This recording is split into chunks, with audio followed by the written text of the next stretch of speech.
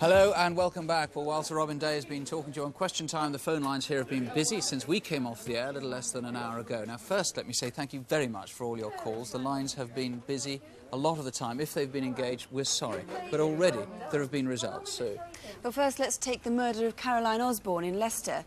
The police appealed to hear from you if you knew Caroline or if you may have seen her on her last walk on Aylstone Meadows almost exactly a year ago.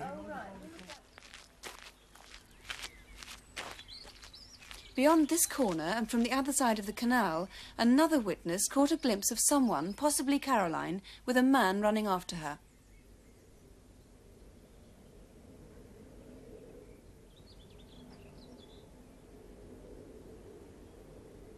That sighting was at 6:50 p.m, and if that was her, it was the last time she was seen alive.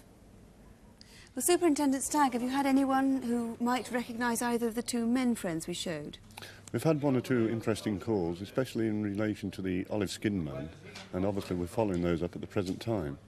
And you said you were looking for 25 men who you know were on the meadows on that day and who still haven't come forward. Any news on those? No, unfortunately, we've had no calls in connection with that. And again, I would make an appeal to the public that if they know anybody who's down there, then give us a ring, please. And does anybody know Caroline? Does anyone phone and say they knew Caroline or her husband? Yes, we've had one or two people phone from the past, particularly in connection with Gary singing in the band, and they prove interesting leads. Yes, right. Very good. And the date to remember once again is July the 29th last year, if you can help. Thank you.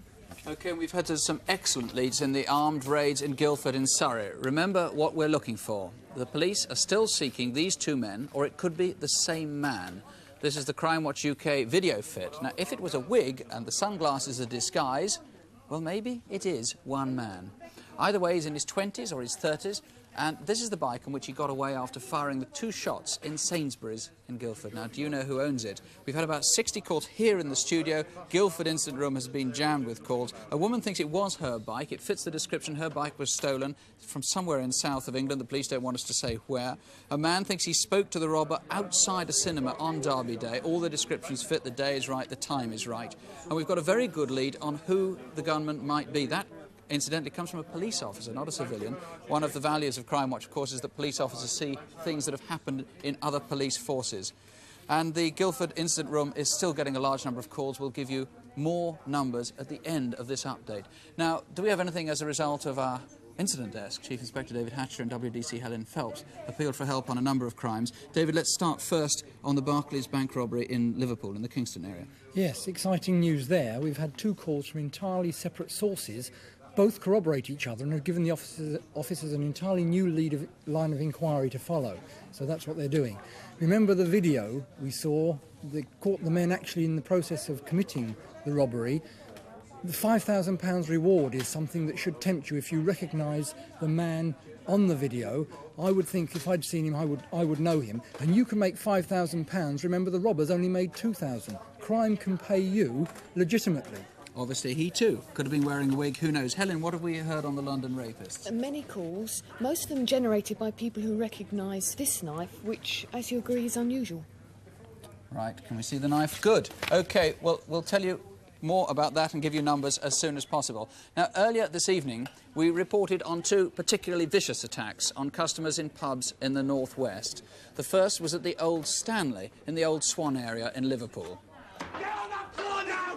2 men held 12 people for 2 tremendously horrendous hours that night, and they robbed and beat their victims. And they repeated the attack 10 days later at another pub, this time in Warrington town centre. Now, we've had all sorts of calls from this from all over the country, Bootle, Manchester, Runcorn, all from that area. A barmaid says she's recognised one of the photo fits. A very reliable source in the Wirral says it's triggered memories, and we've got a very good lead there and possibly a vehicle that was involved. DCI John Corrin, I gather you've got some important calls as well. Yes, we have. One in particular from the Birkenhead area. A woman has rang in, believes it's a former neighbour of hers, and has given us some good information, which we're not divulging at this moment, but we're having officers investigating her information now. This minute? This time, now. Right, thank you very much.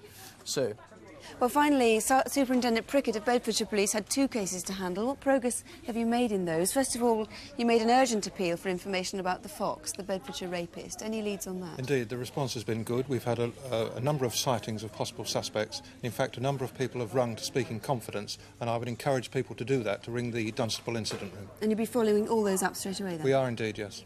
Did you receive many calls on the silver robbery at Woburn Abbey? Yes, we believe the pickaxe handle may well have been identified. We've also had calls from both members of the general public and from criminals who wish to make money by claiming the reward. So is there any particular call you think might be genuine, that might be a claimant for the £100,000? Well, I believe there may well be, yes. And are you meeting anybody as a result of those calls? We are indeed. In fact, one person is being met tonight. And what about the pickaxe? Any claimants for that? Yes. 2 people have rung and genuinely believe it is theirs. A number of other people have made suggestions. I'm hopeful one of these will prove positive. So that sounds like a good number of calls. Certainly it is, yes. Good. Thank you very much. And our lines are now going to close down.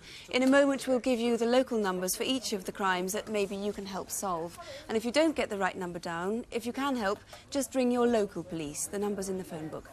And we're still getting details pouring in. We've just got something on the Moral murder where a lorry driver who thinks he picked up a hitchhiker who might have been the killer. He's just rung in. That's being checked out now. Now, thank you for ringing if you did. If you didn't, well, maybe you'll see something you recognise next month. Do sleep well. Let me remind you, despite that on Crimewatch UK we feature a lot of violent crime, it's actually probably much rarer than you think, and with your help, it'll become a good deal rarer still. Thank you for watching. And remember, they'll be waiting for your call. Good night. Good night.